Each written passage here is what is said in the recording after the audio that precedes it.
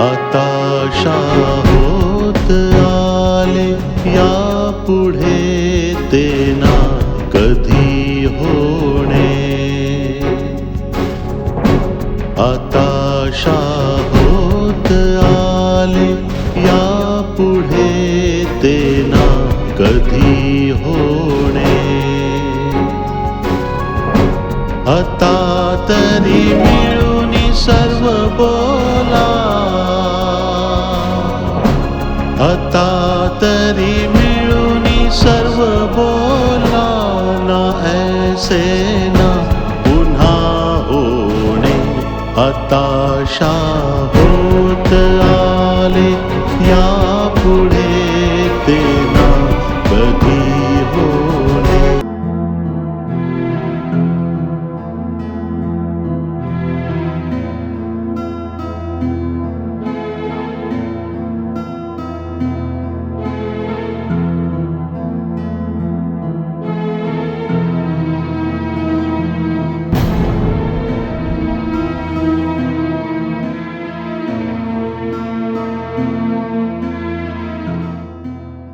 अरे या फेऱ्या काय मारत बसली आहेस? जा जेवण बिवण बनव. जेवायचं आहे, मला खूप भूक लागली आहे. यांना जेवणाची पडली. अहो पोट नाही भरलं तुमचं? अजून अजून कोणते दिवस दाखवायचे शिल्लक ठेवले? अगं मी दिवस नाही दाखवत आहे, ती दाखवते. विजयची बायको. अरे तिची आरती ओवाळण्याची खूप हौस होती ना तुला? मला तर असं वाटतंय आपल्या घराला कुणाची तरी नजर लागली, किंवा मग तुमच्या पापी कर्मांची फळं आहेत जी माझ्या मुलांना भोगावी लागतात. येऊन जाऊन आम्हालाच प्रत्येक गोष्टीसाठी दोष दे तू. मी तर प्रत्येक वेळी समजावत आले, लाख वेळा समजावलं की कुणाचं मन नका दुखवू, अहो कुणाची हाय नका घेऊ. पण तुम्ही बाप लेक ऐकता तरी कुठे? आता आता भोगा. भोगायचं तर त्याला आहे जो प्रत्येक गोष्टीचं कारण आहे. विजयने भारतीच्या डोक्यावर कुंकू नाही, तिच्या डोक्यात निखारे भरले. आम्ही त्या जागीत तिची राख करून टाकू. का त्या बिचाऱ्या भारतीला सतत शिव्या देता तुम्ही? अगं आमच्या दारिद्र्याला तीच तर जबाबदार आहे ना. दुसऱ्यांना दोष देणं किती सोपं आहे. कधी स्वतःकडे बघितलंय तुम्ही काय करता ते? तुला शक्य झालं ना तर तू आम्हाला फासावर चढवशील. अगं जा जेवण बिवण बनव, डोकं नको खाऊ माझं. आणि तुला जमत नसेल ना तर सुनबाईला सांग, ती बनवेल, ती वाढेल जेवायला आम्हाला. सुनबाई? ती बिचारी तर दिवसभर रडून रडून थकून गेली. मगाशी बाहेरही गेली होती, आत्ताच आलीये बाहेरून. अगं तू कसली सासू आहेस? तू विचारलं नाहीस कुठे गेली होती ती? नाही विचारणार मी. कुणालाही काही विचारायचं नाहीये मला, नाहीच विचारणार. पण एक खरं सांगते तुम्हाला, हा जो काही त्रास होतोय ना आपल्याला, तो भारतीला आपण घराबाहेर काढलं म्हणूनच. पुन्हा तुझं तेच रडगाणं सुरू झालं. तिचं नाव सुद्धा घेऊ नकोस. जाऊन विचार शांतीला, ती कुठे गेली होती. विचारून काय करणार आहात? नाही विचारणार मी. अगं आम्ही इन्स्पेक्टरला बोलावलंय. जर ती पोलीस ठाण्यात गेली तर सगळेच अडचणीत येऊ आपण. सांगितलं होतं की धीराने घे. धीराने? कसं घेणार ती धीराने? बायको आहे ती. तू आई आहे, घेतलंस ना धीराने? माझी गोष्ट सोडा. मला तर तुम्ही जिवंतपणेच मरण यातना दिल्यात याआधीच. समजलं ना?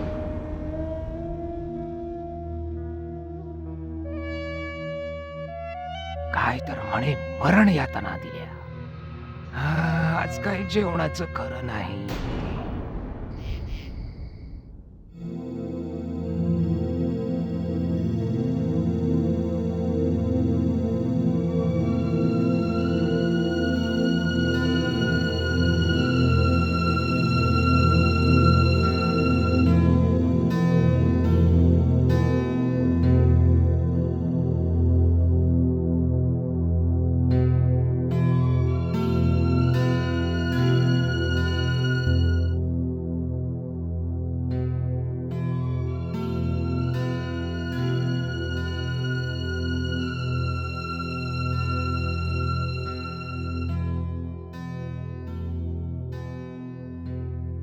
विजय, तू केव्हा आलीस? आत्ताच नेमकीच आले. असे का बसलात? बरं वाटत नाहीये का? नाही नाही, बरा आहे मी. तुम्ही जेवला सुद्धा नाही. हा, ते भूक नव्हती. मला माफ करा विजय. मला अजून तुमच्या आवडीनिवडी माहीत नाही म्हणून जे जमलं ते बनवलं. म्हणत असाल तर काही करू? अगं काळजी नको करूस, मी ते जेवण गरम करून खाईन नंतर. का त्रास घेते? जेवण तर तयार आहे ना. तुम्ही सकाळपासून कुठे गेला नाहीत? दिवसभर घरीच होतात?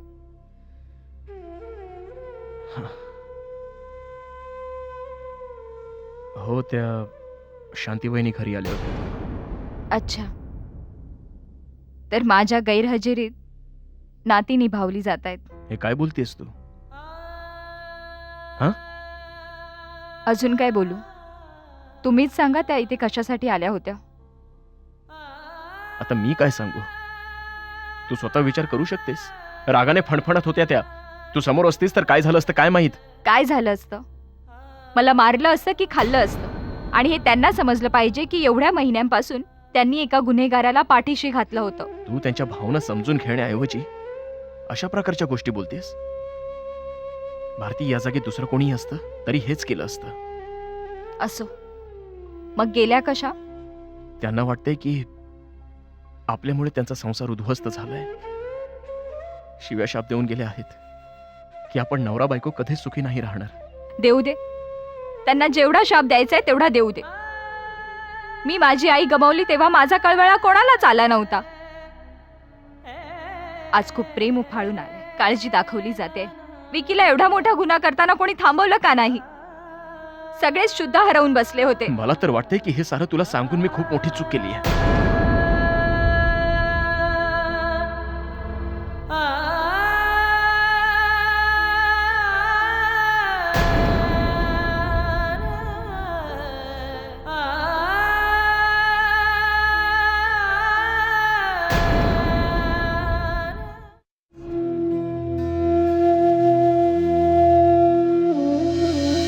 पाहिलंस कसा अन्याय केलाय माझ्यावर.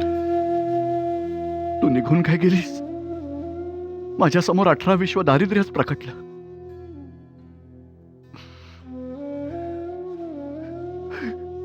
आज अशी परिस्थिती आहे की माझ्या मागची पीडा आणि वेदना मी कुणालाच सांगू शकत नाही.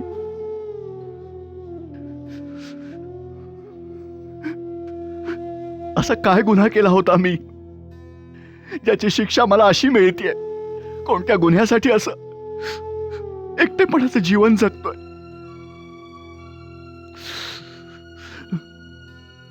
माझं तर जीवनच उद्ध्वस्त झालंय.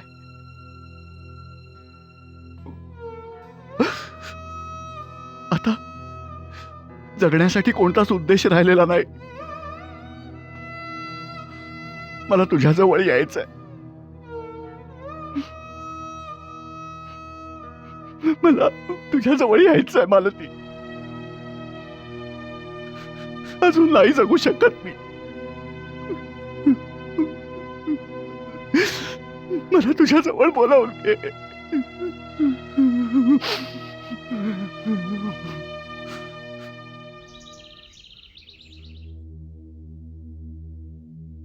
नमस्कार सरपंच साहेब. या इन्स्पेक्टर बसा, आम्ही तुमचीच वाट बघत होतो.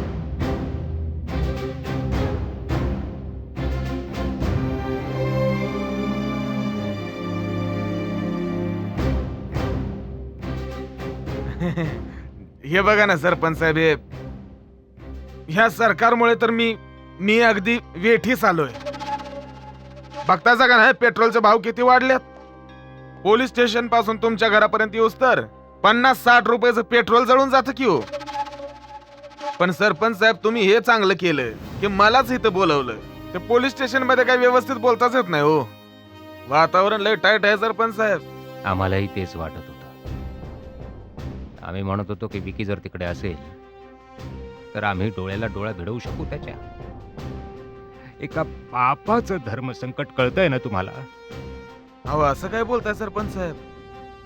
तुमचं दुःख जर मला नाही समजणार तर कोणाला समजणार? चहा नाश्ता मागवू तुमच्यासाठी? अहो नको नको धन्यवाद.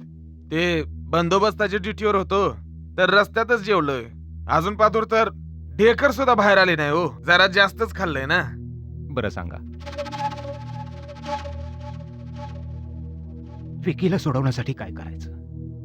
सरपंच साहेब, ह्या वेळेस हे काम जरा कठीण वाटतंय. वरनं ऑर्डर आले ती SDM DM सगळी इन्व्हॉल्व आहेत. अरे DM SDM यांची आमच्या समोर काय लायकी आहे? जर आमच्या मुलाला काही झालं ना तर आम्ही जाळून टाकू सगळं. ठीक आहे सरपंच साहेब, चिडू नका सा. जे खरं आहे ते मी तुम्हाला सांगून टाकलं. हे प्रकरण जर एवढं वाढलं नसतं तर मी अरेस्ट वॉरंट पण घेऊन आलो नसतो. पर काय करू मी? माझ्या नोकरीचा प्रश्न होता हो. हा सगळा भारतीचा डाव आहे. काना मागून येऊन तिखट होतीये ती.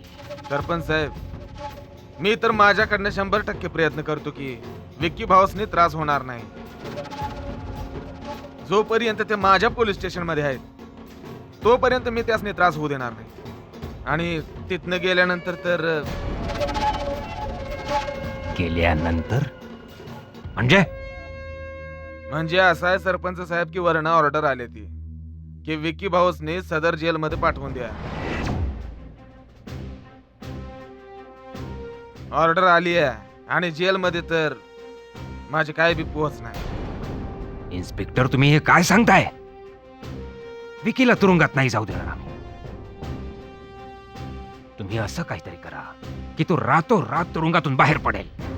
पुढचं आम्ही सगळं सांभाळून घेऊ. सरपंच साहेब, ह्यामुळे तर माझी नोकरी अडचणीत येईल. हे बघा, समजून घेण्याचा प्रयत्न करा. मी काही करू शकणार नाही. CBI ची लोक माग लागले ती. यावेळी विकी भाऊंची सुटका होणं लय अवघड आहे. मला तर असं वाटतंय की माफ करा, त्यांना शिक्षा होणारच.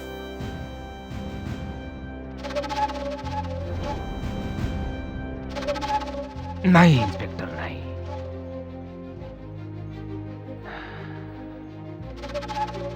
असं जर झालं तर आमची खूप नाचक्की होईल. हीच तर अडचण आहे सरपंच साहेब. तुम्ही कायदा हातात घेऊ शकत नाही आणि मी कायद्याच्या विरोधात जाऊ शकत नाही. पहिल्यांदा असं झालंय की मी तुमच्यासाठी काय करू शकलो नाही, म्हणून मी पहिल्यांदा तुम्हाला हात जोडून माफी मागतो. नमस्कार. आणि हो सरपंच साहेब, विकी भाऊसने काही निरोप द्यायचा असेल तर मला सांगा, मी सांगतो. नाही, आता तुम्ही माफी मागितली आहे इन्स्पेक्टर. आता तुम्ही आमच्या कामाचे राहिला नाही.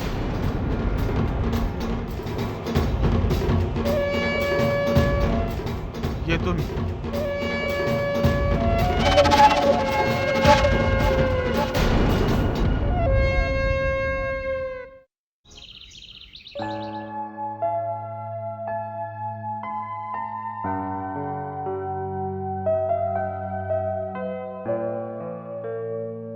गुड मॉर्निंग सरपंच बाई.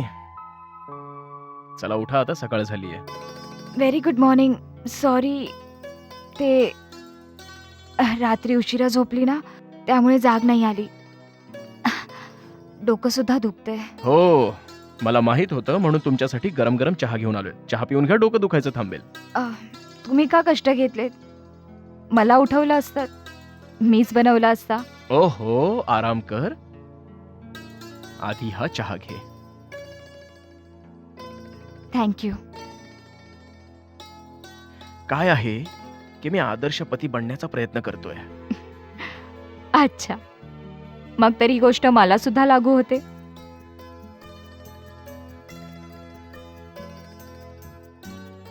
पण चहा खूप छान झालाय. थँक्यू. काय प्रोग्राम आहेत तुमचे? काही खास नाही, बस बाजारात जायचंय. त्यानंतर अंगणवाडीच्या महिलांना भेटायचंय. सरकारकडून काही सामान आलंय, त्याची वाटणी करायची आहे. तुम्ही सांगा, तुमचा काय कार्यक्रम आहे? माझं काय, बेरोजगार माणूस आहे. उद्या लोक बोलतील घरी बसून बायकोच्या जीवावर जगतोय. असं का बोलताय तुम्ही? मला तर सांगता लोकांच्या बोलण्याकडे लक्ष देऊ नको, आणि स्वतःच असं बोलताय यात काहीच तथ्य नाही. नाही नाही भारती, थट्टा करत नाहीये, खरंच आहे हे. आणि असंच होतं. मी तर आधीच ठरवलेलं आहे. अच्छा, तर काय काम करायचं ठरवलंय?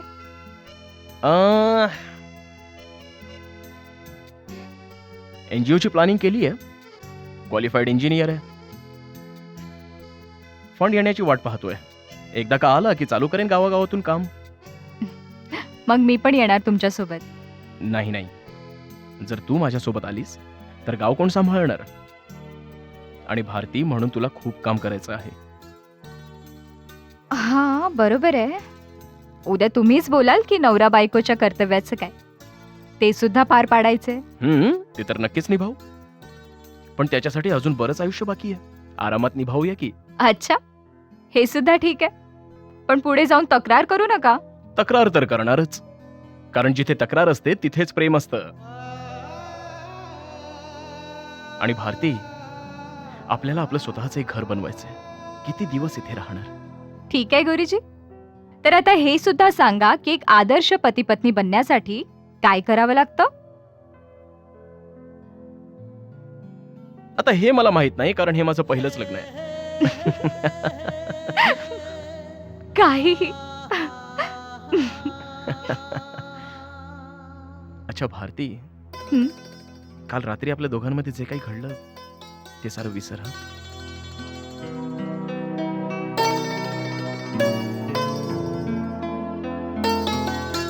थँक्यू.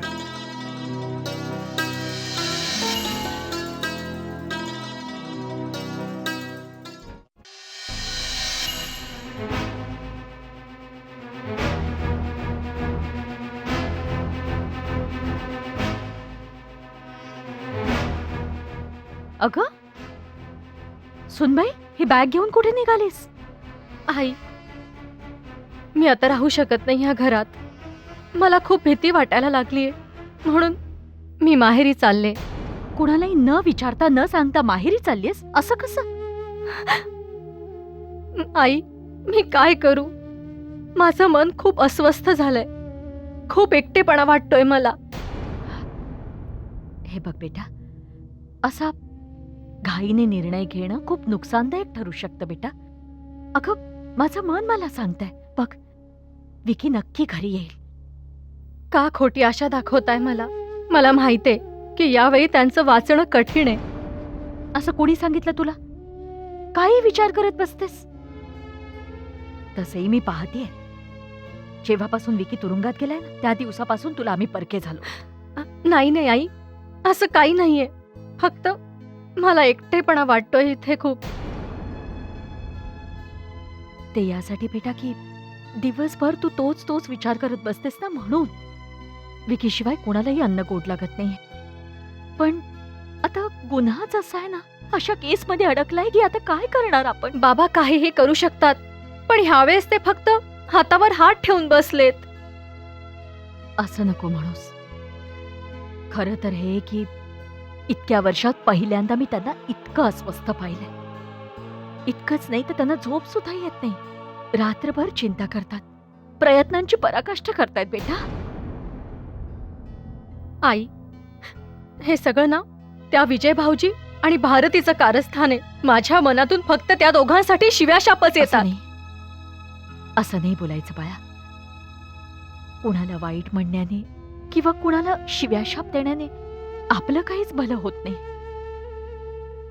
जा, तुझ्या रूम मध्ये जा आणि देवाकडे प्रार्थना कर की सगळं चांगलं होऊ दे. हं? आता अशी उभी राहून बघतेस काय माझ्याकडे? ऐकलंस ना तू? जा. अगं सून म्हणून काहीतरी मान ठेव ना.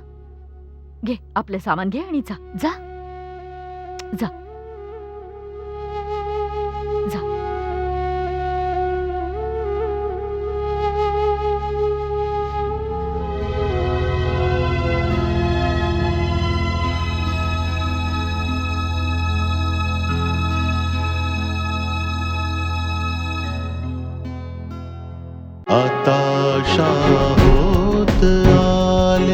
यापुढे ते ना कधी होणे.